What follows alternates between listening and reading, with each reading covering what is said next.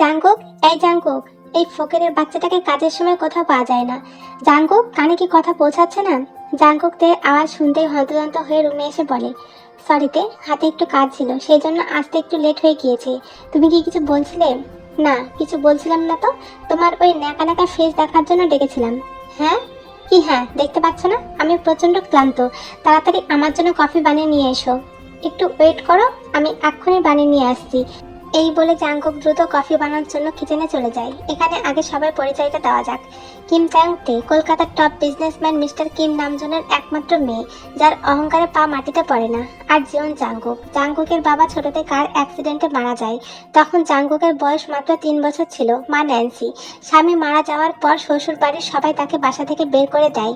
Nancy ছোট জাঙ্কুককে নিয়ে বাবার বাসায় ওঠে, কিন্তু এই বিষয়টা ন্যান্সির ভাইয়ের বোর একদম পছন্দ হয় না। বাসায় সবসময় ন্যান্সিকে নিয়ে ঝামেলা লেগে থাকতো। ন্যান্সি প্রতিদিনের ঝামেলা সহ্য করতে না পেরে এক কাপড়ে ছোট জাঙ্কুককে নিয়ে অজানা পথে বেরিয়ে পড়ে। আর রাস্তা দিয়ে হাঁটতে হাঁটতে হঠাৎ ন্যান্সি অজ্ঞান হয়ে পড়ে যায়। আর জাঙ্কুক ন্যান্সির পাশে বসে কান্না করতে থাকে। জাঙ্কুক ন্যান্সির কোলে থাকায় জাঙ্কুকও ন্যান্সির সাথে পড়ে গিয়েছিল। আর জাঙ্কুকের মাথাটা কিছুটা কেটে যায়। সাথে সাথে রাস্তার আশেপাশে থাকা লোকজন ভিড় জমিয়ে ফেলে। আর সেই সময় আরেক জিন তাদের 2.5 বছরের টেকে নিয়ে কোলে করে ওই সাইড দিয়ে যাচ্ছিল। আর রাস্তায় এত মানুষের ভিড় দেখে তারা সেই দিকে এগিয়ে গিয়ে দেখে একটা মহিলা পড়ে আছে, সাথে একটা বাচ্চা কান্না করছে। জিনের বাচ্চাটাকে দেখে অনেক মায়া হয়। জিন বাচ্চাটাকে দ্রুত কোলে তুলে নিয়ে দেখে বাচ্চাটার মাথাটা ফেটে গিয়েছে। জিন দ্রুত আরএমকে বলে তাদের হসপিটালে নিয়ে যাওয়ার জন্য। আরএমও আর দেরি করে না, তাদের হসপিটালে নিয়ে যায়। তারপর ন্যান্সির জ্ঞান ফিরতে চিন্তিত হয়ে জাঙ্কুকের জন্য চিৎকার করতে থাকে। ন্যান্সির গলার আওয়াজ শুনে জিন জাঙ্কুককে কোলে নিয়ে কেবিনের ভেতরে প্রবেশ করে। অচেনা একজনের কোলে জাঙ্কুককে দেখে একটু অবাক ও ভয় দুটোই পেয়ে ছো মেরে জিনের কাছ থেকে জাঙ্কুককে কোলে নিয়ে জাঙ্কুকে সারা মুখে চুমু খেতে শুরু করে দেয়। তখন জিন ন্যান্সির উদ্দেশ্যে বলে, আসলে তোমাকে রাস্তায় অজ্ঞান হয়ে পড়ে থাকতে দেখেছিলাম আর তোমাকে হসপিটালে নিয়ে এসেছি। তুমি তোমার বাসার ঠিকানাটা বলো, আমরা তোমাকে পৌঁছে দিয়ে আসছি। ন্যান্সি জিনের কথা শুনে ছলছল চোখে জিনের দিকে তাকিয়ে বলে, আমার কোনো বাসা নেই। জিন কথাটা শুনে বেশ অবাক হয়, প্রশ্নসূচক দৃষ্টিতে ন্যান্সির দিকে তাকিয়ে থাকে। ন্যান্সি জিনের চাহনি বুঝতে পেরে তাচ্ছিল্য করে হেসে এক এক করে তার জীবনের ঘটনাগুলো বলতে থাকে। জিন সমস্ত কথা শুনে কি বলবে বুঝতে পারে না। কিছুক্ষণ কিছু একটা ভেবে ন্যান্সির পাশে বসে বলে, তুমি আমাদের বাসায় যাবে? ন্যান্সি ঝট করে জিনের দিকে তাকায়, কিন্তু একটা অচেনা মানুষের বাসায় গিয়ে তাদের বিরক্ত করাটা ঠিক হবে না ভেবে ন্যান্সি জিনের প্রস্তাব প্রত্যাখ্যান করে দেয়। কিন্তু জিনের যেন জাঙ্কুকের প্রতি একটা আলাদা টান পড়ে গিয়েছে, সেই জন্য জিন ন্যান্সিকে বোঝাতে থাকে। শেষ পর্যন্ত ন্যান্সি রাজি হয়ে যায়, কিন্তু সাফ সাফ বলে দেয় ন্যান্সি তাদের বাসায় সমস্ত কাজ করবে। আর এটাতে জিনও রাজি হয়ে যায়। তারপর থেকে ন্যান্সি জিনদের বাসায় থাকতে শুরু করে দেয় আর জিনদের বাসার সমস্ত কাজের দায়িত্ব নিজের কাঁধে নিয়ে নেয়। আর তে জাঙ্কুক আস্তে আস্তে বড় হতে থাকে। প্রথমে সব ঠিকঠাক থাকলেও তের বুঝ হওয়ার পর তের মধ্যে অহংকার জিনিসটা বাসা বাঁধে। আর নিজের মায়ের কাজের ছেলের প্রতি এত ভালোবাসাটা একদম সহ্য হয় না তের। আর আস্তে আস্তে জাঙ্কুকের প্রতি তীব্র রাগের বাসা বনে। তে জাঙ্কুক একই কলেজে অনার্স ফার্স্ট ইয়ারে অ্যাডমিশন নিয়েছে, যেটা তের একদম পছন্দ না। কিন্তু বাবার সাথে এই বিষয়টা নিয়ে পেরে ওঠেনি তে। কিছুদিন থেকে ন্যান্সি প্রচন্ড অসুস্থতা ভুগছে, সেই জন্য জাঙ্কুক বাসার কিছু টুকিটাকি কাজ করে, তারপর কলেজে যায়। জিন জাঙ্কুককে একদম কাজ করতে দিতে চায় না, কিন্তু তের অপমানের জন্য জাঙ্কুক জিনের কথাকে ইগনোর করে সমস্ত কাজ করে। জাঙ্কুক কফি বানিয়ে তের হাতে দেয়। তে ভ্রু কুচকে বলে, তোমাকে কি কফিতে খেয়ে নিয়েছিল? একটা কফি বানাতে এত সময় লাগে? সরিতে, আর কোনোদিন দেরি হবে না। প্রতিদিন একই কথা শুনি। জাঙ্কুক এক পলক তের দিকে তাকে রুম থেকে বেরিয়ে যায় আর রেডি হয়ে কলেজে চলে যায়। তেও রেডি হয়ে কলেজে চলে যায়। কি রে দোস্ত, তোর মুডটা খারাপ মনে হচ্ছে? জাঙ্কুক হালকা হাসার চেষ্টা করে বলে, আমার আবার কোথায় মুড অফ? জিহব জাঙ্কুকের কাঁধে হাত রেখে বলে, জাঙ্কুক, আমাদের থেকে কিছু লোকাস না।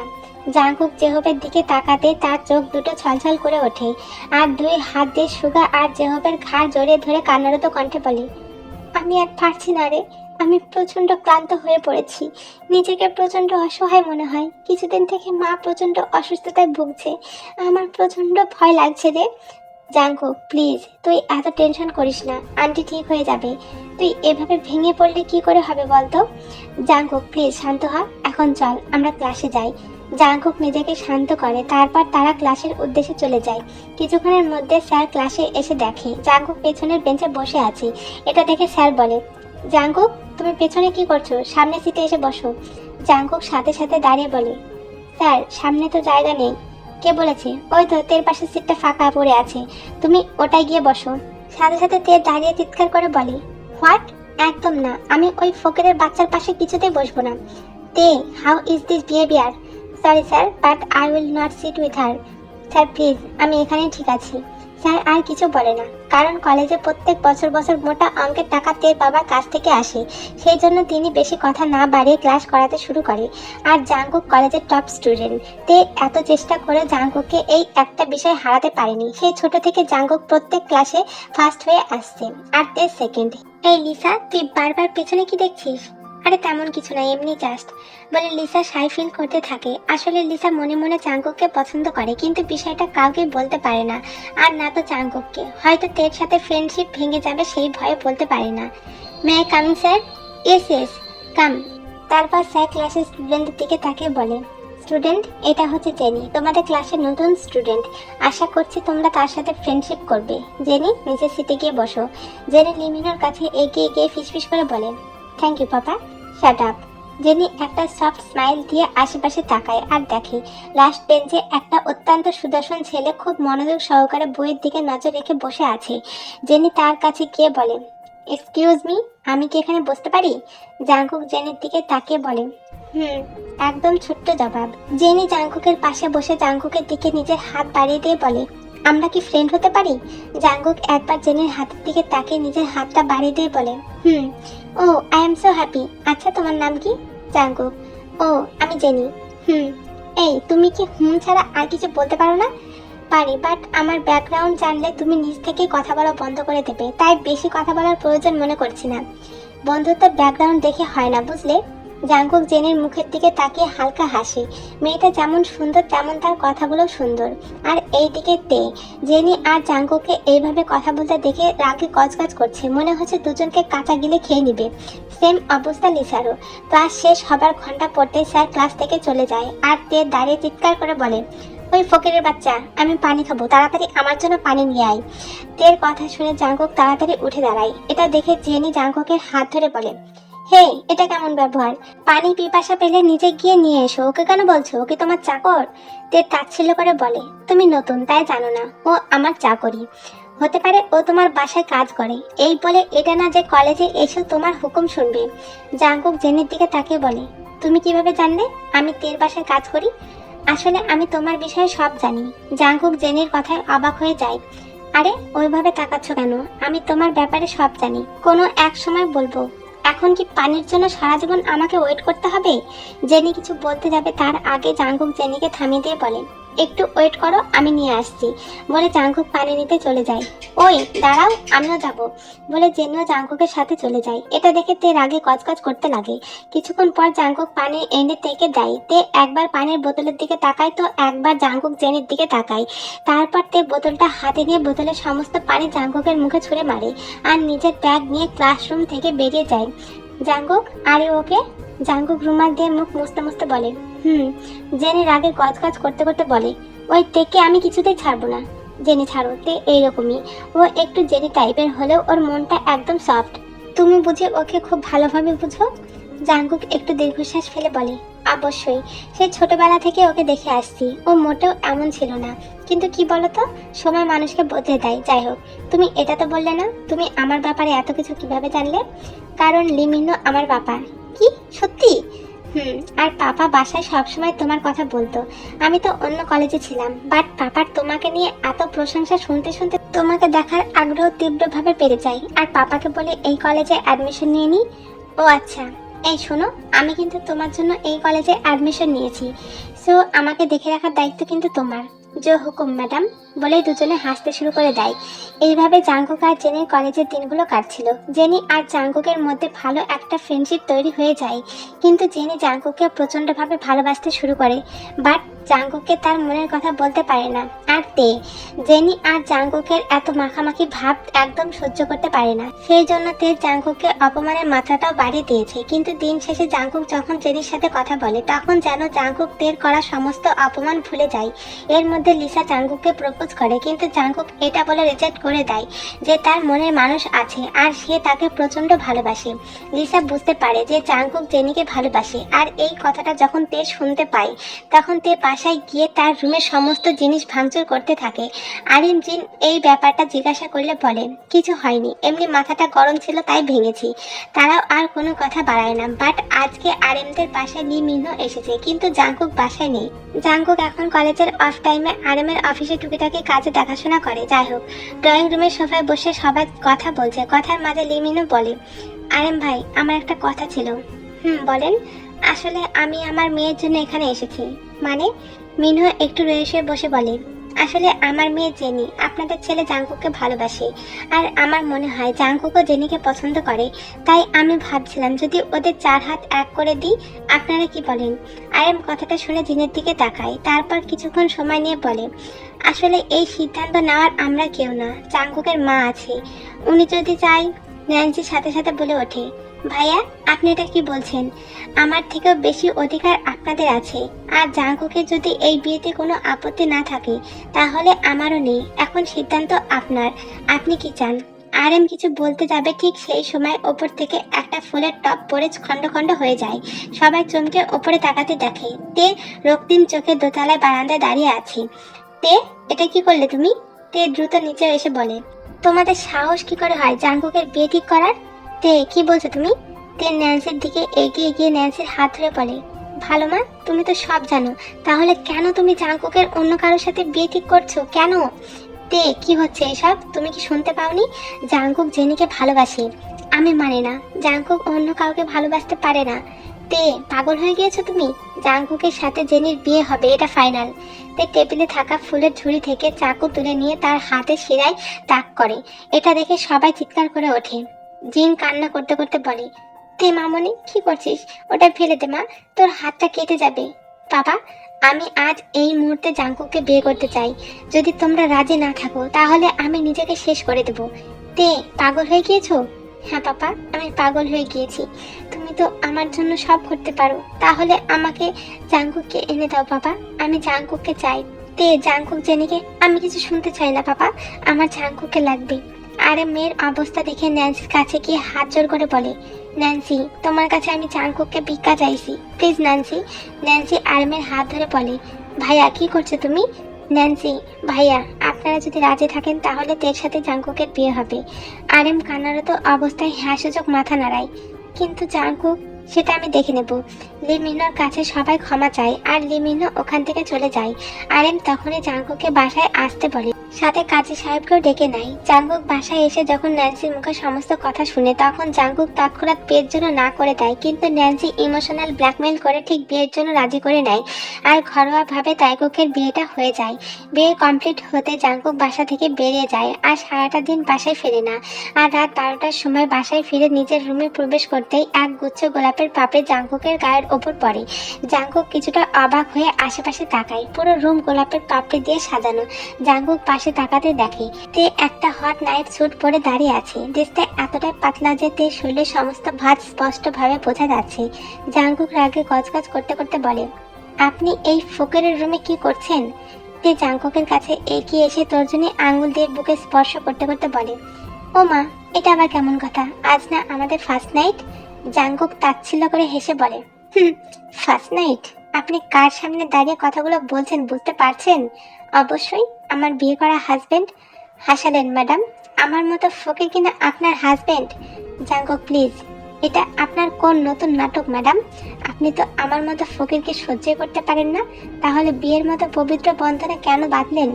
জাঙ্কুক, থাক, আমি জানি শাস্তি দেবার জন্য, তাই তো? ঠিক আছে, এটাও মাথা পেতে মেনে নিলাম। এবার আপনি নিজের রুমে যান। জাঙ্কুককে আর কিছু বলতে না দিয়ে তে জাঙ্কুকের অষ্টজোড়া দখল করে নেয়। হঠাৎ তের এমন আক্রমণে জাঙ্কুক যেন ফ্রিজ হয়ে যায়। সে যেন একটা ঘড়ির মধ্যে চলে যায়। হঠাৎ তার পেটে নরম তুলতুলে হাতের বিচরণের স্পর্শ টের পেতেই জাঙ্কুকের ঘোর কাটে আর তেকে ধাক্কা মেরে নিজের থেকে সরিয়ে তেকে জাঙ্কুক সজোরে একটা থাপ্পড় মেরে বলে, শরীরের এত জ্বালা তাহলে যে কোনো ছেলের কাছে গেলেও পারতেন, আমার জীবনটা কেন নষ্ট করলেন? বলে জাঙ্কুক দ্রুত আশ্রমে চলে যায়। তে বিছানায় বসে ফুপিয়ে কান্না করে ওঠে। জাঙ্কুক আশ্রম থেকে বেরিয়ে দেখে তে বিছানায় বসে আছে।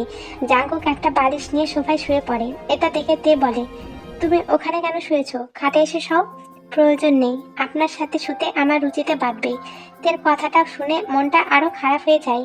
ঠিক আছে, আমার সাথে শুতে হবে না, তুমি এখানে শুয়ে পড়ো, আমি চলে যাচ্ছি। জাঙ্গুক সাথে সাথে বালিশ নিয়ে খাটে শুয়ে পড়ে, কিন্তু তে যায় না, একটা বালিশ নিয়ে সোফায় শুয়ে পড়ে। এটা জাঙ্গুক দেখেও না দেখার ভান করে থাকে। তে আর জাঙ্গুকের ম্যারিড লাইফ এভাবেই চলতে থাকে। তে পুরো চেষ্টা করে জাঙ্গুকের মন জয় করার, বাট জাঙ্গুক তেকে দুই আনারও পাত্তা দেয় না। এটাই তেকে প্রচন্ড আঘাত দেয়।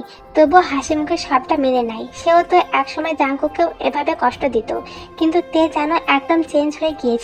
তার মধ্যে কেমন যেন বউ বউ ফিল চলে এসেছে। আগের তে আর এই তের মধ্যে আকাশ পাতাল তফাৎ। জাঙ্গুক এখন খুব মনোযোগ দিয়ে আরএমের সাথে কাজ করে, মাঝে মধ্যে কলেজেও যায়, কিন্তু জেনি তার কোনো খোঁজ খবর নেই, কলেজেও আসে না।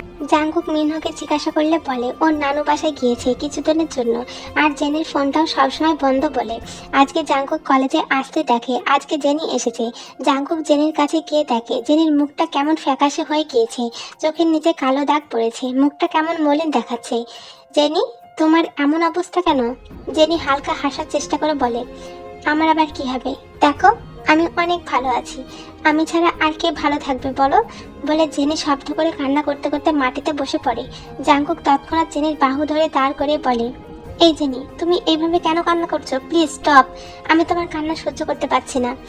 জাঙ্গুক, তুমি কি আমাকে ভালোবাসো না? কে বলেছে আমি তোমাকে ভালোবাসি না? আমি তোমাকে প্রচন্ড ভালোবাসি। জেনি কথাটা শুনতে জাঙ্গুককে জড়িয়ে ধরে কান্না করতে লাগে, আর এইদিকে তে তাদের পেছনে দাঁড়িয়ে সমস্ত কথা শুনছিল। জাঙ্গুক জেনিকে ভালোবাসে কথাটা শুনতে আর এক মুহূর্ত ওখানে দাঁড়িয়ে থাকতে পারে না, দৌড়ে ওখান থেকে চলে যায়। জাঙ্গুক জেনির সাথে কথা শেষ করে সুগা আর জেওপের সাথে আড্ডা দিচ্ছিল। সেই সময় জাঙ্গুকের ফোনটা বেঁচে ওঠে। জাঙ্গুক ফোনটা রিসিভ করে কানে ধরতে ওপাশের কথা শুনে জাঙ্গুকের কান থেকে ফোনটা পড়ে যায়, আর তার যেন ইতিমধ্যে হাত পা কাঁপা শুরু করে দিয়েছে। জাঙ্গুকের এমন অবস্থা দেখে জেহব সুগা চিন্তিত হয়ে বলে, এই কি হয়েছে তোর? এই জাঙ্গুক, কথা বলছিস না কেন? জাঙ্গুক কাঁপা কাঁপা কণ্ঠে বলে, তে সুসাইড করার চেষ্টা করেছে। সুগা প্লিজ আমাকে তাড়াতাড়ি একটু বাসায় নিয়ে চল। আরে আয় আমার সাথে, বলে সুগা আর জেহব দ্রুত জাঙ্গুককে নিয়ে বাসায় চলে আসে। জাঙ্গুক বাসায় এসে কোনো দিকে না তাকিয়ে দৌড়ে তের কাছে চলে যায়। জাঙ্গুক দেখে তে বিছানায় ডান হাতটা চোখের ওপরে দিয়ে শুয়ে আছে। জাঙ্গুক দ্রুত তের কাছে এগিয়ে গিয়ে এক ঝটকায় তের বাহু ধরে তেকে তুলে বসায়, আর চেঁচে বলে, এই তোর এত কিসের দুঃখ, হ্যাঁ, যে তুই নিজের হাত কেটেছিস? জাঙ্গুকের এমন হঠাৎ আক্রমণে তে একটু ভয় পেয়ে যায়, কিন্তু পরক্ষণে তখনকার কথা মনে হতে রাগে ফর্সা মুখটা রক্তিম হয়ে ওঠে, আর তেও রাগে খচখচ করতে করতে বলে, একদম ওই নোংরা হাত দিয়ে আমাকে স্পর্শ করবি না। ন্যান্সি এগিয়ে গিয়ে বলে, বাবা তুই শান্ত হয় এভাবে। মা, তোমরা সবাই বাইরে যাও। কিন্তু বাবা, মা আমি কি বলেছি শুনতে পাওনি? ন্যান্সি, ওদের স্বামী স্ত্রীর ব্যাপার, ওদের মেটাতে দাও, বলে আরেমরা সবাই রুম থেকে বেরিয়ে যায়। আসলে তে বাসায় এসে প্রচন্ড কান্না করে আর নিজেকে শেষ করে দেওয়ার প্ল্যান করে। তখন তে নিচে গিয়ে ফল কাটা ছুরি নিয়ে আবার নিজের রুমে ফিরে আসে, কিন্তু বিষয়টা জিন দেখে ফেলে। আর তে যখন নিজের হাতে শিরা কাটতে যাচ্ছিল তখনই জিন আটকে দেয়। তবুও তের বা হাতে হালকা কাট লেগে যায়। যাই হোক, সবাই বের হতে তেও বাইরে যাওয়ার জন্য পা বাড়াতে জাঙ্গুক তের হাতের কবজি চেপে ধরে বলে, এই তুই কোথায় আছিস? তোর সাথে এখনো আমার বোঝাপড়া শেষ হয়নি, এবার সারা জীবনের মতো শেষ করে দেব। আমি তোকে জোর করে বিয়ে করেছিলাম, তাই না? ঠিক আছে, যা, আমি তোকে মুক্তি দিয়ে দিলাম, আমি তোকে ডিভোর্স দেবো এবার। কথাটা শেষ না হতে জাঙ্গুক তের গালে সজোরে থাপ্পড় মেরে দেয়। তে কিছু বলতে গেলে আবারও তের গালে থাপ্পড় পড়ে। জাঙ্গুক গুনে গুনে তেকে 4টা থাপ্পড় মারে। তের ফর্সা মুখটা লাল আবার ফুটে উঠেছে। জাঙ্গুক তের চল শক্ত করে চেপে ধরে বলে, তোর বিয়েটা ছেড়ে ফেলা মনে হয় না? যখন ইচ্ছা করবে বিয়ে করবি, যখন ইচ্ছা হবে হাত কাটার নাটক করে ডিভোর্স দিবি?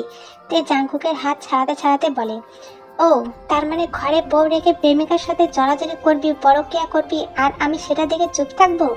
জাঙ্গুক অবাক হয়ে বলে, প্রেমিকা, পরকিয়া, কি সব বলছিস? ও এখন কিছুই বুঝতে পারছিস না? আরে আমি তো আগে থেকে জানতাম তুই জেনিকে ভালোবাসিস, তবুও আমি তোকে জোর করে বিয়ে করলাম। ভেবেছিলাম এবার আমার ভালোবাসা দিয়ে তোর মনে নিজের জন্য জায়গা করে নেব, কিন্তু আমি ভুল ছিলাম। আমি পারিনি তোমার মন জয় করতে। আর যখন দেখলাম জেনি আর তুমি একে অপরকে জড়িয়ে ধরে ভালোবাসার কথা বলছো, তখন আমি বুঝতে পারলাম আমি ব্যর্থ। কথাগুলোতে কান্না করতে করতে বলে। এবার জাঙ্কুক অনেকটা শীতল হয়। জাঙ্কুক তে চোখের পানি মুছে দিয়ে বলে, শুধু এতটুকু কথা শুনে নিজের এত বড় ক্ষতি করতে যাচ্ছিলে? আর কিছুটা সময় দাঁড়িয়ে থেকে আমার পুরো কথাটা শুনতে পারতে। তে কিছুটা শান্ত হয়ে কান্নারত গলায় বলে, মানেটা হচ্ছে আমি জেনিকে সত্যিই ভালোবাসি, কিন্তু সেটা জাস্ট ফ্রেন্ড রূপে। জেনি জাঙ্কুককে জড়িয়ে ধরায় জাঙ্কুকের কেমন যেন অস্বস্তি ফিল হচ্ছে। সেই জন্য জাঙ্কুক জেনিকে নিজের থেকে ছাড়িয়ে বলে, জেনি, আমার অস্বস্তি ফিল হচ্ছে। এবার জেনি উম্মাদের মতো বলে, জাঙ্কুক জাঙ্কুক প্লিজ, তুমি থেকে ডিভোর্স দিয়ে দাও। তুমি তো আমাকে ভালোবাসো, তাই না? জাঙ্কুক অবাক হয়ে বলে, জেনি, তুমি কি পাগল হয়ে গিয়েছো? হ্যাঁ হ্যাঁ হ্যাঁ, আমি পাগল হয়ে গিয়েছি। তুমি তো আমাকে ভালোবাসো, তাহলে কেন তুমি তের সাথে থাকবে? ওকে ডিভোর্স দিয়ে দাও। জেনি প্লিজ, আমি তোমাকে শুধুই বন্ধু হিসেবে ভালোবাসি, আর আমি তেকে ভালোবাসি। জাঙ্কুক, তুমি কেন মিথ্যা বলছো? তে তো তোমাকে সহ্য করতে পারে না, আর তুমিও তো ওকে সহ্য করতে পারো না, তাহলে তুমি ওকে কিভাবে ভালোবাসতে পারো? তুমি আমাকে মিথ্যা বলছো, তাই না? জাঙ্কুক জেনিকে শান্ত করার চেষ্টা করে বলে, জেনি, তুমি কি আমাকে সত্যি ভালোবাসো? জেনি জাঙ্কুকের হাত ধরে বলে, হ্যাঁ হ্যাঁ হ্যাঁ, খুব খুব ভালোবাসি আমি তোমাকে। তাহলে এবার আমি তোমাকে যা বলবো ভালো করে মন দিয়ে শুনবে, ঠিক আছে? জেনি ওপর নিচ মাথা নাড়ায়। তুমি আমাকে ভালোবাসো কয় মাস হচ্ছে? আমি ধরলাম 1 বছর, 2 বছর। কিন্তু তেকে আমি ভালোবাসি কবে থেকে জানো? সেই ছোট্ট থেকে, যখন থেকে বুঝতে শিখেছি ভালোবাসা কি, তারও আগে থেকে। আর আমি তেকে এতটাই ভালোবাসি যে তের এত অপমান করা সত্ত্বেও একটা বার তেকে দেখার জন্য রাত্রে পাইপ বেয়ে বেলকনি দিয়ে তেকে দেখে আসতাম। তের কপালে ছোট্ট করে একটা চুমু এঁকে দিয়ে আসতাম। আমি তো তখন জানতাম তে আমাকে সহ্য করতে পারে না, তবুও আমি তেকে তীব্রভাবে ভালোবাসতাম। আর তুমি বললে না তে আমাকে সহ্য করতে পারে না? এটা তুমি ভুল বললে। আমি তেকে যতটা ভালোবাসি তার থেকেও দ্বিগুণ বেশি তে আমাকে ভালোবাসে। তুমি জানো কথাটা আমি কখন জানতে পেরেছি? আমাদের বিয়ের পরের দিন আম্মু আমাকে সবটা বলে। তে আমার সাথে খারাপ ব্যবহার করতো, কারণ আমি যেন ওর অপমান সহ্য করতে না পেরে নিজের ক্যারিয়ারে ফোকাস করে নিজস্ব একটা বাড়ি বানাতে পারি। আর সেটা কেন জানো? কারণ আমার একটা বাড়ি চাকরি থাকলে তে যদি ওর বাবার কাছে আমাকে চায়, তাহলে উনি যেন নির্দ্বিধায় তের হাত আমার হাতে তুলে দেয়। আমি যখন জানতে পারি তেও আমাকে ভালোবাসে, তখন আমি খুশিতে কান্না করে দিয়েছিলাম। কিন্তু পরক্ষণে মনের মধ্যে রাগও হয়। তে আমাকে অপমান না করে একটা বার তার মনের কথাটা যদি বলতো, তুমি একটা চাকরির ব্যবস্থা করো আর আমার বাবাকে আমাদের বিয়ের কথা বলো, তাহলে আমি দিন রাত এক করে হলেও একটা কাজের ব্যবস্থা করতাম। কিন্তু তে তা করেনি, আর তার সাথে আমার মাও সামিল ছিল। তাই তেকে ঠিক আমার কষ্টটা ফিল করানোর জন্য আমি তেকে এতদিন কষ্ট দিয়ে আসছি। এতগুলো কথা তোমাকে বলছি কেন জানো? যেদি ছলছল চোখে জাঙ্কুকের দিকে তাকিয়ে আছে। কারণ এখন যদি তুমি আমাকে জোর করে বিয়ে করতে চাও, তাহলে তুমি কোনোদিন আমার ভালোবাসা পাবে না। যেখানে তের অবহেলা আমার ভালোবাসা এক ফোঁটাও কমাতে পারেনি, সেখানে তোমার কোনো মায়ায় কাজ করবে না। আর তে তো নিঃস্ব হয়ে যাবে, এখানে 3টা জীবন নষ্ট হয়ে যাবে জেনি। তাই প্লিজ বিষয়টা বোঝার চেষ্টা করো, আমাকে ভুলে যাও। জেনি হুট করে উঠে দাঁড়ায় আর হাতের উল্টো পিঠ দিয়ে চোখের পানিটা মুছে নিয়ে বলে, ভালো থেকো জাঙ্কুক, আর থেকেও ভালো রেখো। আমি না হয় তোমাদের ভালোবাসা দেখে ভালো থাকবো। বলে জেনি এক মুহূর্ত দাঁড়ায় না। কথাটা শেষ হতেই তে জাঙ্কুকের বুকে ঝাঁপিয়ে পড়ে, শব্দ করে কান্না করতে করতে বলে, sorry Jungkook, I am so sorry. Please আমাকে ক্ষমা করে দাও, আমার ভুল হয়ে গিয়েছে। আমি ভেবেছিলাম তুমি হয়তো আমাকে ভালোবাসো না, আর তুমি আমাদের বাসায় থাকো, সেই জন্য হয়তো আমাকে প্রত্যাখ্যান করবে, তাই আমি ওই রকম। জাঙ্কুকদের মাথায় হাত বুলিয়ে বলে, এই একদম চুপ, আর একটাও কথা বলবে না। আমি সব জানি জান। তে কিছুক্ষণ সময় নেয় নিজেকে শান্ত করতে, তারপর তে শান্ত হতে জাঙ্কুকদের থাপ্পড় দেওয়া গালে টুপটুপ করে কয়টা চুমু খায়। তে লজ্জায় মুখ লুকায় জাঙ্কুকের বুকে। জাঙ্কুক তে কানের কাছে মুখ নিয়ে ফিসফিসিয়ে বলে, এতটুকুতে এত লজ্জা জান? আমি তো এখনো কিছুই করিনি। তে জাঙ্কুকের বুকে হালকা চাপড় মেরে ওখান থেকে যেতে নিলে জাঙ্কুকদের গলায় পেঁচানো অন্যটায় টান দেয়। তে পেছন থেকে ধাক্কা খায় জাঙ্কুকের শক্তপোক্ত বুকের সাথে।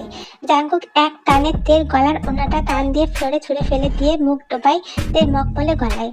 প্রথমে ছোট ছোট নরম চুমু খেতে খেতে আস্তে আস্তে চুমুটা গভীর থেকে গভীর হয়। তে থর থর করে কাঁপাকাঁপি শুরু করে দিয়েছে, তলপেটে কেমন যেন ব্যথা ব্যথা অনুভব করছে, হাতে পায়ে তালু শিরশির করছে। ইতিমধ্যে জাঙ্কুকের হাত এলোমেলো আঙুলে পথ ধরে তের পুরো শরীরে বিচরণ করছে। জাঙ্কুক এক ঝটকায় তেকে নিজের দিকে ঘুরিয়ে তের অষ্টতলা নিজের দখলে করে নেয়।